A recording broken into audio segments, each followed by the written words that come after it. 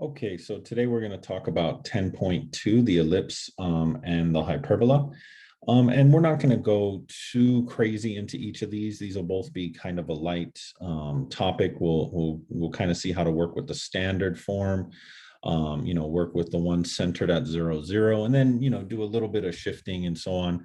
But we're not going to do anything too crazy with these. If you guys go on to the college algebra, you'll spend another couple sections on these and you'll learn more about the focus and the directrix. Well, that's for parabolas, I'm sorry, but you'll learn more about the focus and everything like that. So the first thing, we're going to define and graph ellipses. We're going to define and graph hyperbolas. So that's the main section. So an ellipse can be thought of as a set of points in a plane such that the sum of the distances of the points from two fixed points is constant. Okay, so each of these two fixed points is called a focus. So I was taught in one of my classes a long time ago by one of my instructors that you could technically take two nails and put them in a board like that, so you could have this nail here and this nail here, and then you could get a string that's tied in a knot, so it's like a circle.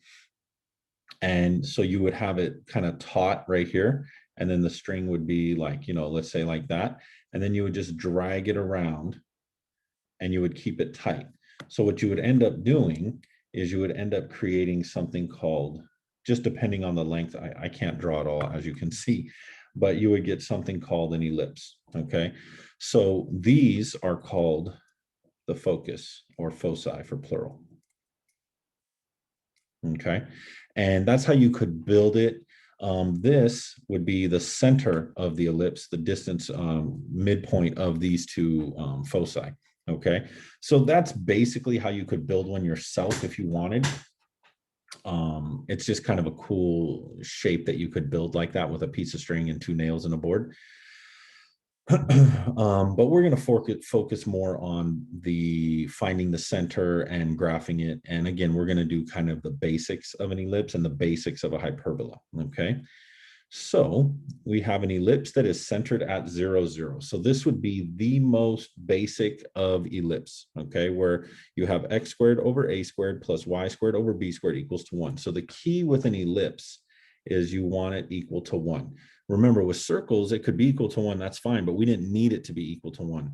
But with circles, these numbers in the denominator were not the same, or with circles, they would be the same. So normally they'd be 1, or, you might see a homework problem where it would be like they'd both be a 4 or something like that.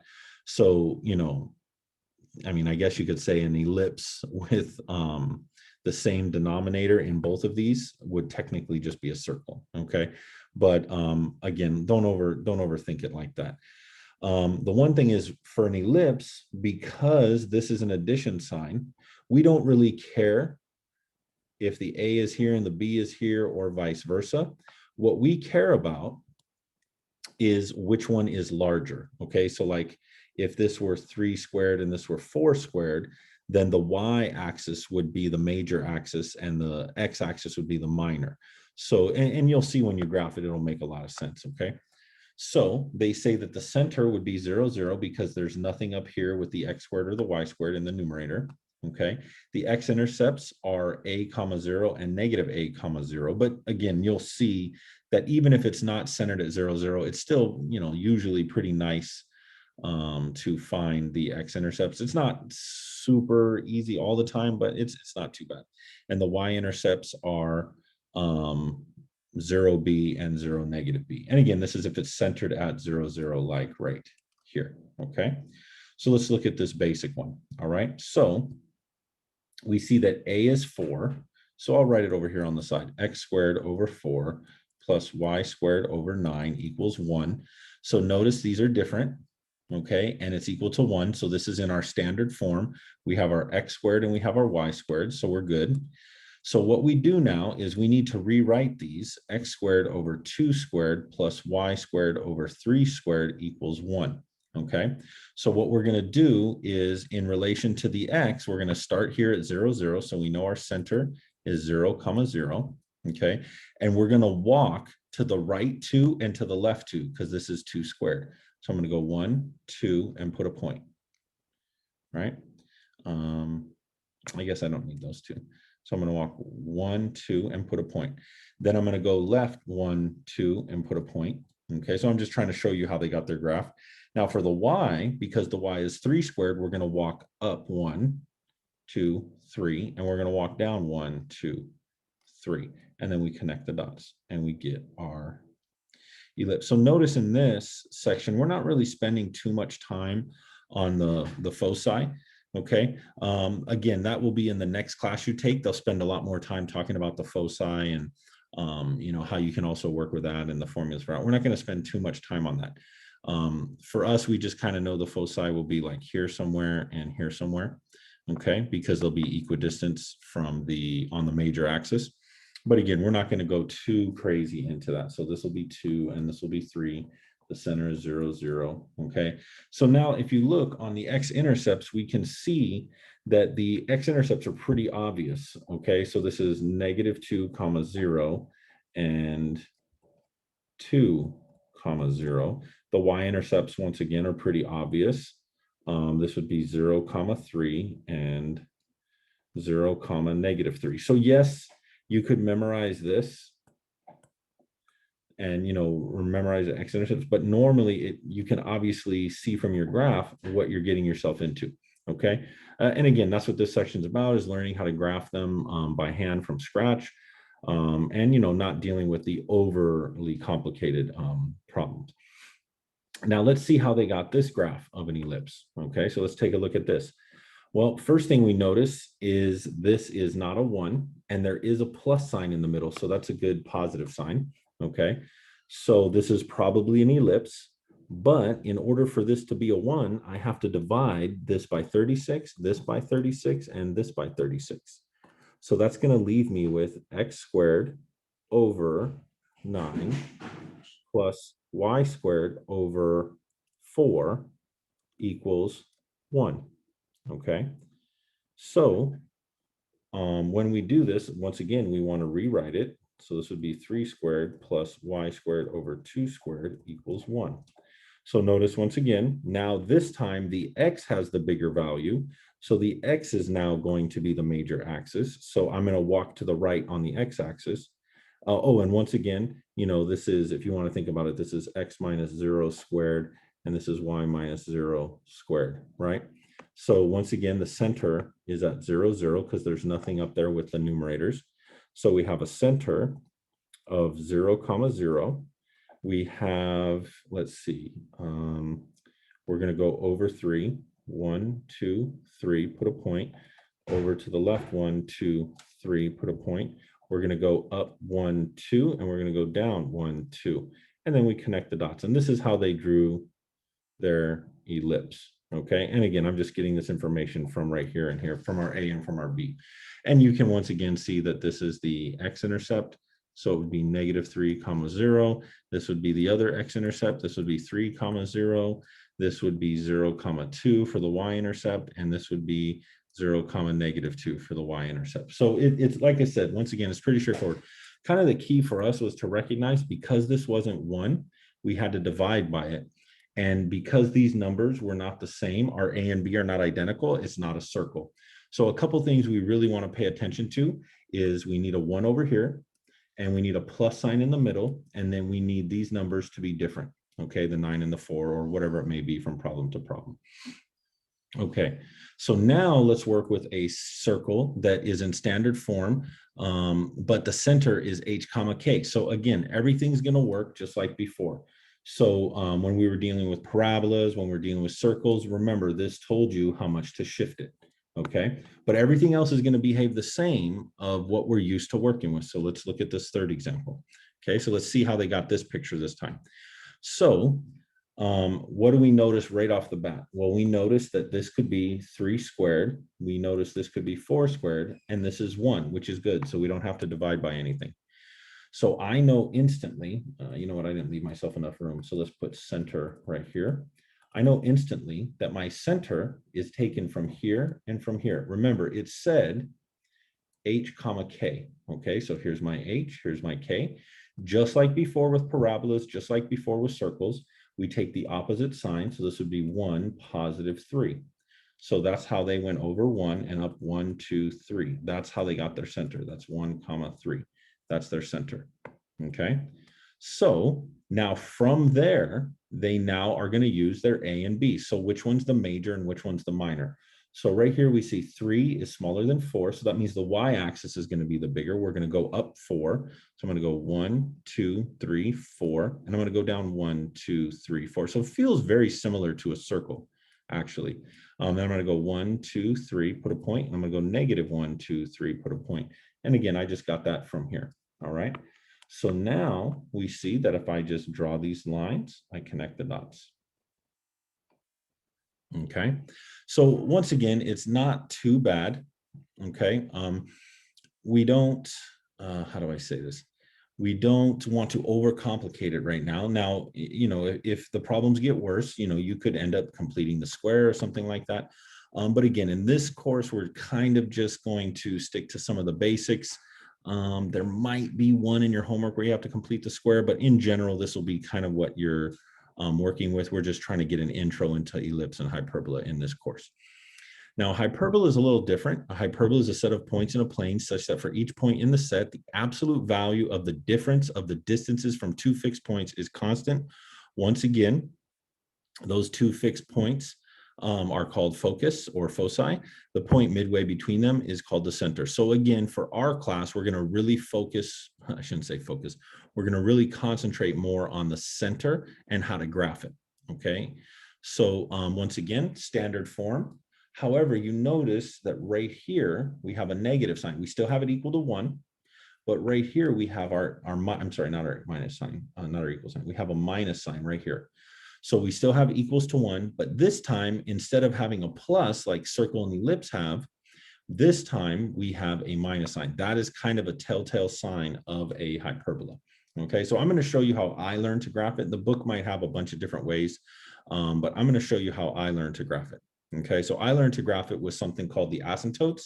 And you see this little box right here? This rectangular box is how I learned to graph hyperbolas. Okay, so I'm going to kind of show you guys.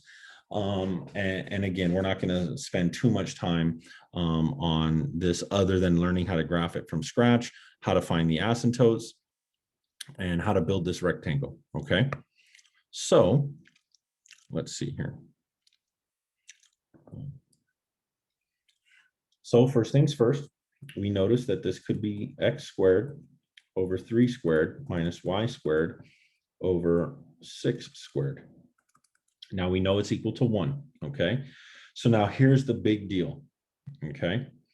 So if the y is in front of the minus sign, then it is going to be an up and down facing parabola.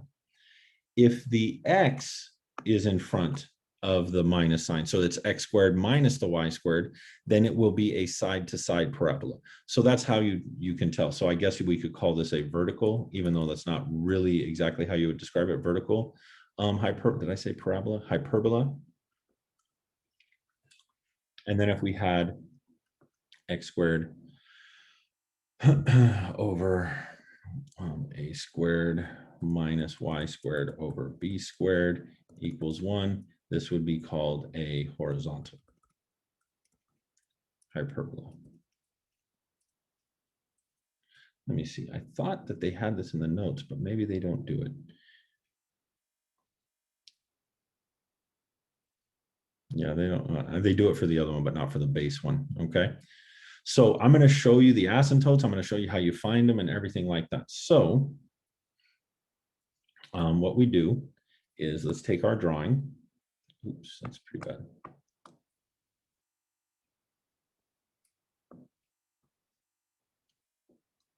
One, two, three, four, five, six. 1, 2, 3, 4, 5, 6. 1, 2, 3, 4, 5, 6. Okay. So what I'm going to do now is I'm going to draw this invisible rectangle. Now, remember, this rectangle is not part of the actual graph. This is not the hyperbola, but this is a guide that we use to help us draw our hyperbola. So what I'm going to do is I'm going to use these values just like I would with the ellipse from the center. So here's our center. And I'm going to walk over 3. 1, 2, 3. 1, 2, 3. And I'm going to put points right here. Okay. And then I'm going to walk up 6. 1, 2, 3, 4, 5, 6. Put a point here. 1, 2, 3, 4, 5, 6. And once again, I want you to remember all this stuff in blue. This is not actually part of the graph. This is like our template. This is like our guide to help us draw the actual graph of a hyperbola. And what we're going to do is we're going to draw and kind of connect this. And the reason we draw it in dotted lines is so everybody knows this isn't actually part of the graph. Okay. Now, what we do now is we take and connect this corner here and this corner here, and we make an asymptote right through the center, right through the diagonal. Okay. And then we do the same with the other one. We just go right through the center and we just make these 2 diagonals. So this is how you can create your graph. This is how I was taught how to do it many, many years ago. Okay. And we now have our asymptotes. Now, because the X came first, okay, because the X came first, this is going to be a sideways parabola. Okay. So now I'm going to draw it in black. Yeah, let's do gray. So I'm going to do something like this. And remember, these are asymptotes, so I'm not really supposed to be touching these lines, these diagonals. These are asymptotes, okay?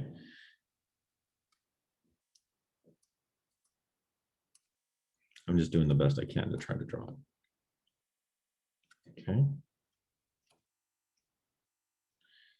So only the gray is the actual graph, okay? So the actual graph of a hyperbola is this gray shape right here. This is what a hyperbola looks like.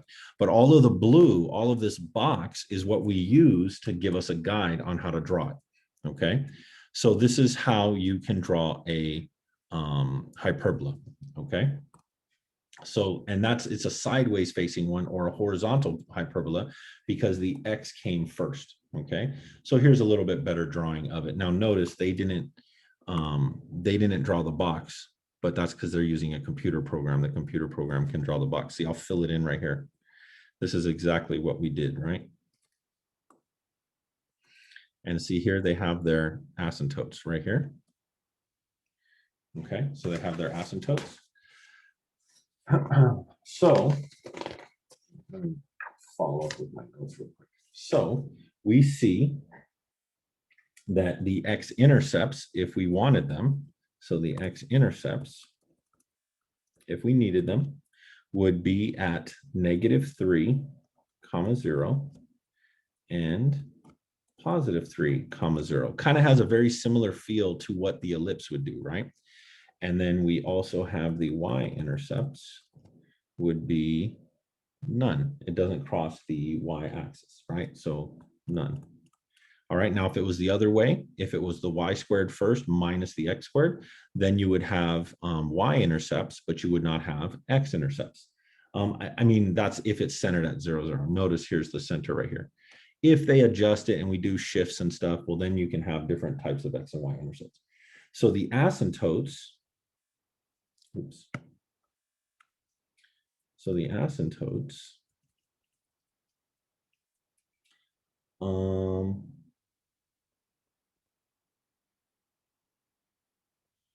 so I don't think for our book, they want us to go too crazy into asymptotes. To sketch the asymptotes, draw a rectangle with these vertices. So yeah, so for our class, we're not going to go too heavily. In my college algebra class, I know that I'm asked to show students how to find the asymptotes using y equals, the formula, I think it's like a over x, depending on which side it is. I'm sorry, a over b, depending on where it's at. But for these asymptotes, they just want to know the corner. So I don't really think that's too big a deal. I think you guys could all plot these points and find these corners. So that's for our class, that's all they want. Like I said, if you guys go on to college algebra, which would be Math 101, you'll be asked to find the foci, and also find the equation for the asymptotes. But for us, we're just kind of an intro into this. We want to learn what a hyperbola looks like and how to draw one, okay? So now, once again, these will be ones that are not centered at 0, 0. So these will be hyperbolas that are not centered at 0, 0. They'll be centered at h comma k and k, still h comma k, actually. Okay, so let's look at this. Oops, they did not give us one. Okay, so let me find one for you real quick.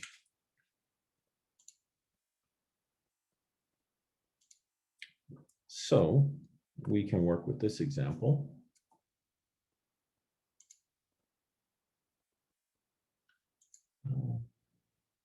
Let's see. I think actually your book doesn't have too many that are centered somewhere else.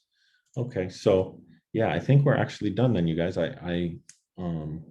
Honestly, I thought I picked a few homework problems, but this will be it for your course. I think I must be getting it confused with my college algebra course that I teach. So just to let you guys know, you could do the same thing. So if I have a hyperbola like this, and I had x minus 2 squared over, well, let's do y. Let's do y minus 2 squared over 4 and minus x plus 1 squared over 9. And let's say this equals 1. So we know that this is really 2 squared and this is really 3 squared. So let's try to test out and see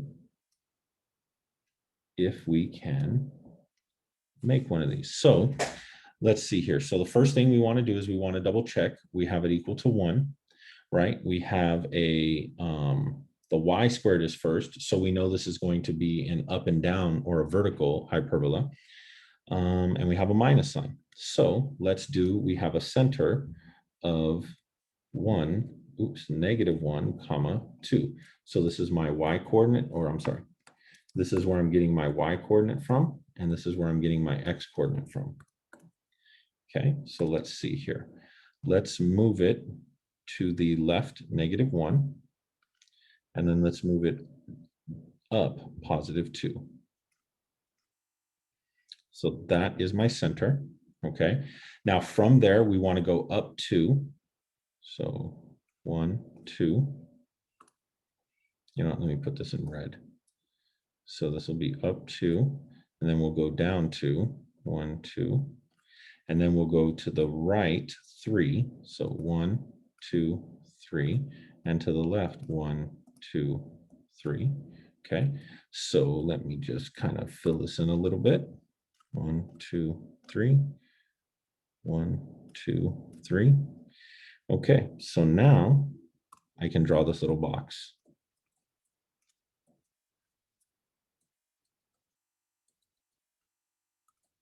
And again, I just made this one up because I didn't have a good one from your homework. Okay, now we're going to draw our asymptotes through the center.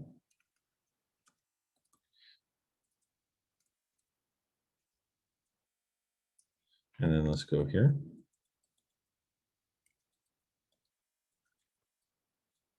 Okay, so there's our asymptotes right there.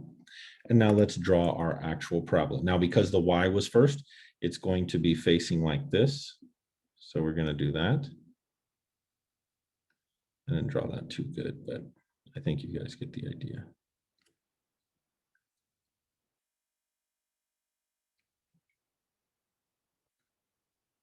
Okay, so we have something like that, and that would be our hyperbola. So once again, remember that we're just doing an intro into these topics. So we're not going to get too fancy. It's more about identifying it, knowing what are the key factors to look for. But you will learn more about these in the next math class if you choose to take college algebra. Okay, you guys, I think that's going to do it for that. I don't think I made the homework too long. A little bit of it is about identifying. But other than that, you should be good. Thanks for watching, you guys.